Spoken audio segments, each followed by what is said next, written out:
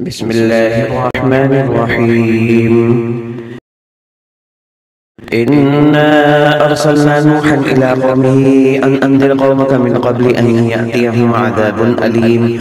قال يا قوم إني لكم نذير مبين أن اعبدوا الله واتقوه وأطيعون يغفر لكم من ذنوبكم ويؤخركم إلى أجل مسمى إن أجل الله إذا جاء لا يؤخر لو كنتم تعلمون.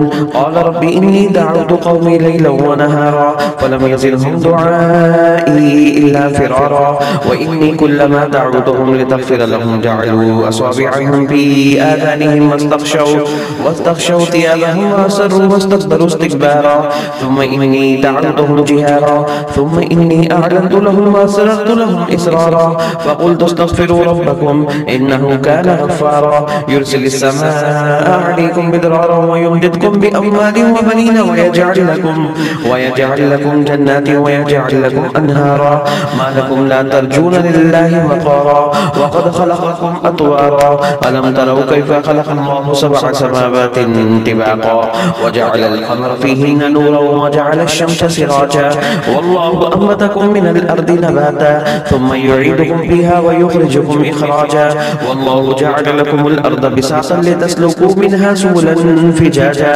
قال نوح رب إنهم عصوني واتبعوا من لم يزده ماله وولده إلا خسارا ومكروا مكرا كبارا وقالوا لا تذرن آلهتكم ولا تذرن ودا ولا سواعا ولا يغوث ويعوق ونسرا وقد أضلوا كثيرا ولا تزد الظالمين إلا ضلالا مما خطيئاتهم أغرقوا فأدخلوا نارا فلم يجدوا لهم من دون الله أنصارا. وقال نوح رب لا تذر على الأرض من الكافرين ديارا إنك إن تذرهم يضلوا عبادك ولا يلدوا إلا فاجرا كفارا.